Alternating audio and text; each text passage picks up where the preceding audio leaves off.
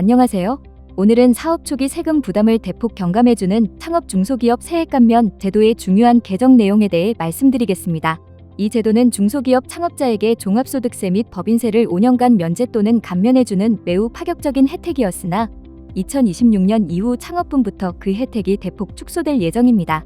따라서 올해 2025년이 기존 혜택을 누릴 수 있는 마지막 기회가 될 수 있습니다. 먼저 창업 중소기업 세액 감면 제도를 알아보겠습니다. 이 제도는 조세특례제한법 제6조에 근거하고 있으며 요건을 충족하면 창업 후 5년간 세금 감면을 제공합니다. 세액 감면을 받기 위해서는 세법상 창업으로 인정되는 완전히 새로운 사업 개시여야 합니다. 다음의 행위는 창업으로 인정되지 않으므로 주의해야 합니다. 종전 사업을 승계하거나 사업에 사용되던 자산을 인수 또는 매입하는 경우, 폐업 후 다시 같은 업종을 시작하는 경우나 동일 업종을 다시 영위하는 경우, 개인 사업을 법인으로 전환하는 경우, 기존 사업자에게 업종을 단순 추가하는 경우, 이러한 창업 제외 행위에 해당하지 않는 경우에만 감면 대상이 됩니다. 그리고 청년 창업자 자격 조건과 창업지역 조건을 모두 충족하면 100% 감면, 둘 중 하나만 충족하면 50% 감면을 적용받습니다. 청년 창업자 자격 조건은 창업 당시 나이가 만 15세 이상 34세 이하인 청년 창업자여야 합니다. 이때 남성의 군 복무 기간은 최대 6년까지 차감하고 나이를 계산합니다. 창업지역 조건은 수도권 중에서도 인구 밀집을 억제하기 위해 지정된 수도권 과밀억제권역 외의 지역에서 창업해야 합니다. 이는 서울, 인천, 경기의 일부 지역을 제외한 지역 또는 지방 전역을 의미합니다. 수도권 과밀억제권역이란 수도권 정비계획법에 의해 인구 및 산업이 집중될 우려가 있어 인구 또는 산업을 이전하거나 정비할 필요성이 있는 지역을 말합니다. 감면 요건을 충족했더라도 다음 행위를 하는 경우 이미 받은 감면 혜택이 박탈될 수 있습니다. 복식부기 의무자가 사업용 계좌를 국세청에 등록하지 않은 경우, 현금 영수증 의무 발행 업종 사업자가 현금 영수증 가맹점 가입을 하지 않은 경우, 이러한 규정 위반 행위는 창업 감면 혜택을 상실하게 만드므로 반드시 주의해야 합니다. 이제 2026년 1월 1일 이후 창업하는 경우부터 적용되는 개정 내용을 설명해 드립니다. 감면율이 크게 하향 조정되며 특히 수도권 과밀억제권역 외 지역에서 창업하는 경우의 변화는 다음과 같습니다.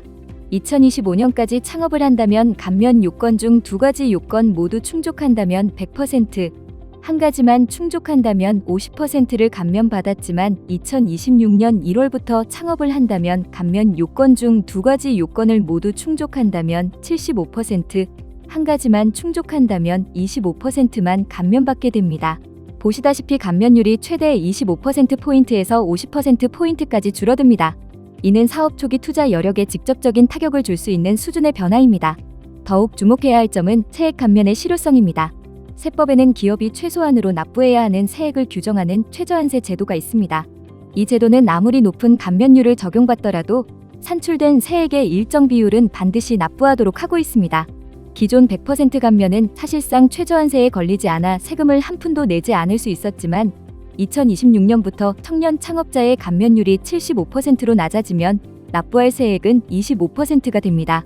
이때 최저한세인 35%가 적용될 경우 감면율이 75%임에도 불구하고 실제로는 최대 65%의 감면만 적용될 수 있습니다.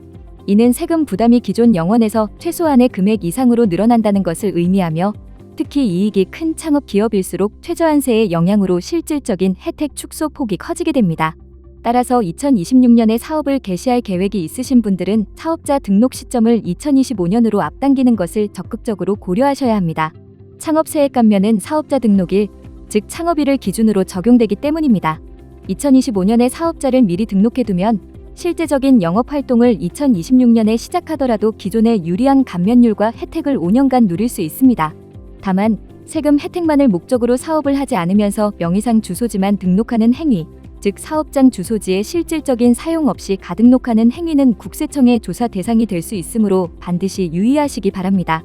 세법 개정은 사업의 재무 환경에 큰 영향을 미칩니다. 변화하는 세금 정보를 정확하게 이해하고 전략적으로 대응하시길 바랍니다. 전국 주요 지역의 사업장 주소지가 필요하다면 비즈코리아 공유 오피스를 이용해보세요. 홍대, 신촌, 영등포, 왕십리, 강남 등 서울 중심지 역세권 5분 거리와 표와 같은 전국 주요 지역의 비즈코리아 공유 오피스의 지점이 있습니다. 모든 지점은 기본적인 업무 시설과 회의실을 갖추고 관리자들이 상주하여 철저하게 관리하고 있습니다. 언제든 편한 마음으로 믿고 찾아주시길 바라겠습니다. 이상 비즈코리아 공유 오피스였습니다.